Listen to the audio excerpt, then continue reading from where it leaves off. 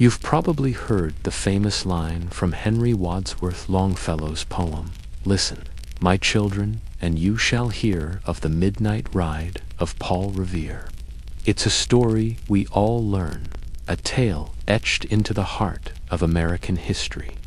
We picture a lone, heroic figure galloping furiously through the night, his voice echoing through the countryside. The British are coming. It's a powerful image, a symbol of singular courage. But what if I told you the real story is even more inspiring? It's a little quieter, a lot more human, and far more complex than the poem lets on. Let's travel back to that fateful night, April 18th, 1775. The air in Boston was tense, filled with the unspoken fear of what was to come. British troops, the most powerful army in the world, were secretly preparing to march inland to Concord. Their mission was to seize a hidden cache of weapons and ammunition stockpiled by the colonial militias. For the colonists, this was the moment of truth. Everything they believed in was on the line. Among the anxious patriots in Boston was a man named Paul Revere. Now, the poem paints him as a larger-than-life hero, but in reality, he was a silversmith craftsman, a father, a respected member of his community. He wasn't thinking about being immortalized in verse. He was thinking about his neighbors, his friends, his family, and the future of his home. This wasn't a quest for glory. It was an act of profound duty, driven by a love for his community and the ideals of liberty that were just beginning to take root. And here's a crucial detail the poem conveniently leaves out. He didn't ride alone. The mission was too critical to depend on a single person. Revere was part of a sophisticated alarm system, a network of dedicated patriots ready to act at a moment's notice. As he set out from Boston, another rider, a tanner named William Dawes, took a different route.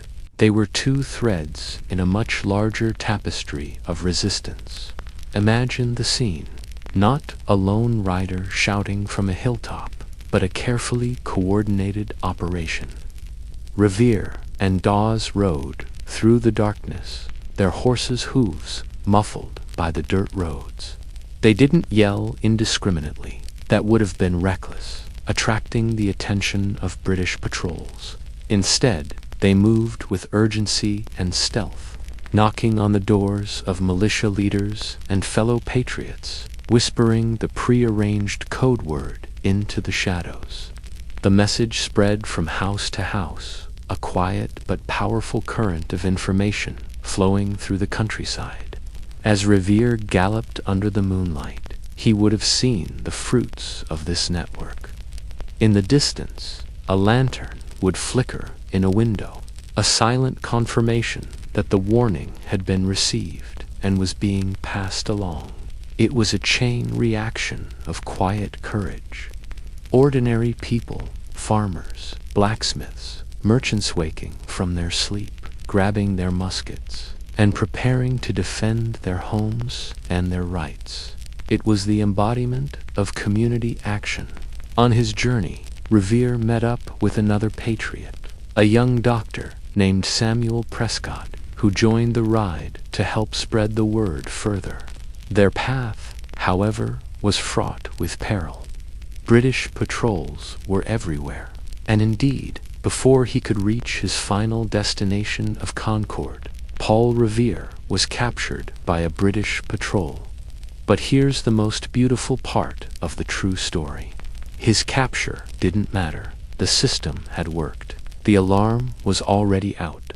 Because of the network of riders and the readiness of the Minutemen, the warning had spread like wildfire. When the British troops arrived in Lexington the next morning, they weren't met with a sleeping, unsuspecting town. They were met by a line of determined militia members, ready to stand their ground. The shot heard round the world was fired, and the American Revolution had begun. Longfellow's poem turned Paul Revere into a legend, a solitary hero on a horse. But the truth is more powerful than any legend. It wasn't about one man's bravery. It was about the collective courage of many. It was about a network of ordinary people, bound by a shared belief in freedom, who risked everything for a cause greater than themselves.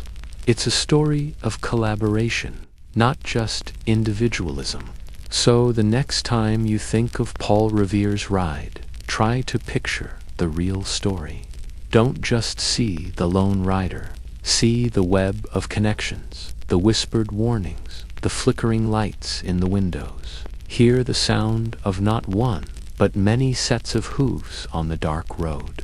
It's a reminder that history isn't just made by famous figures. It's made by communities of people working together, often in quiet, unseen ways to shape their own destiny. Thanks so much for watching. If you found this dive into history as fascinating as I did, please hit that like button and subscribe for more stories that go beyond the headlines. We'll see you in the next video.